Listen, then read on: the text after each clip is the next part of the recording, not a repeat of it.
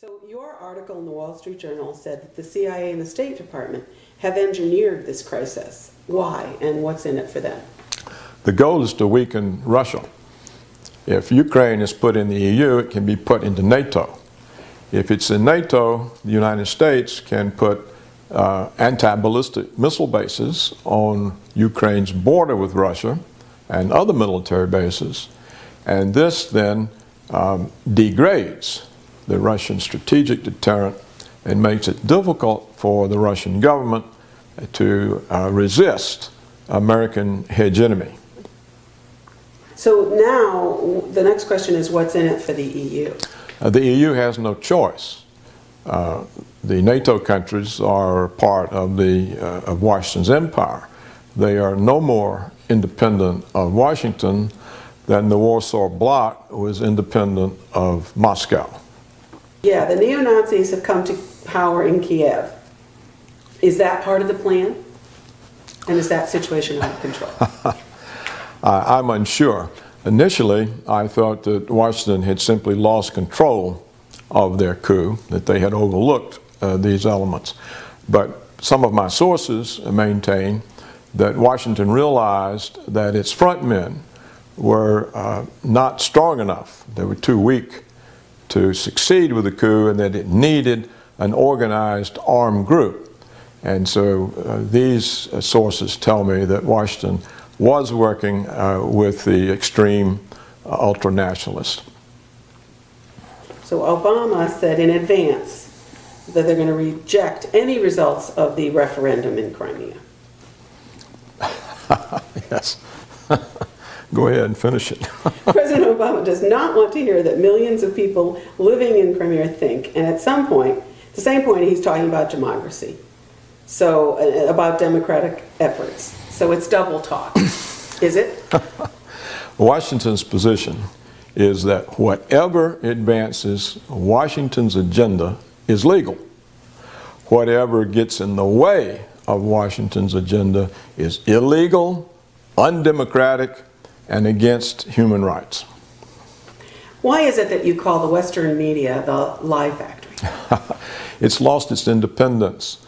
The Western media doesn't have any independence. The media in the United States lost its independence during the Clinton regime, when 5 megacorporations were permitted to concentrate the entire formerly dispersed, formerly independent media into 5 giant corporations. The value of these corporations is their federal broadcast licenses. So if they go against the government's agenda, they may find that their licenses are not renewed, and therefore the value of the company goes to zero. And moreover, the companies are no longer run by journalists. They're run by corporate advertising executives, political operatives, and former government officials. And these people have their eye on advertising revenues and getting along with the government.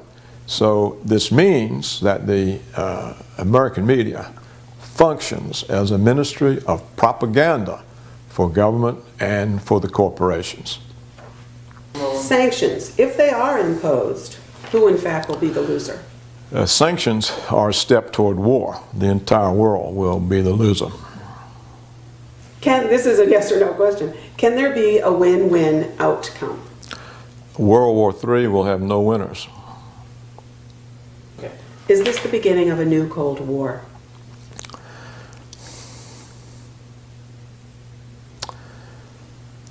The new Cold War began 23 years ago with the collapse of the Soviet Union.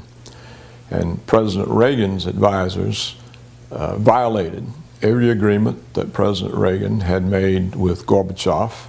They took NATO into Eastern Europe to Russia's borders. They broke every arms limitation agreement that Washington had with Moscow. They financed and sponsored color revolutions in former constituent parts of Russia and the Soviet Union, including Georgia, the birthplace of Joseph Stalin. Georgia is now an American puppet state. They're speaking of putting Georgia into NATO, which means more American missile bases on Russia's border. And now they are putting Ukraine, making Ukraine an American puppet state, which means more American missile bases on Russia's border.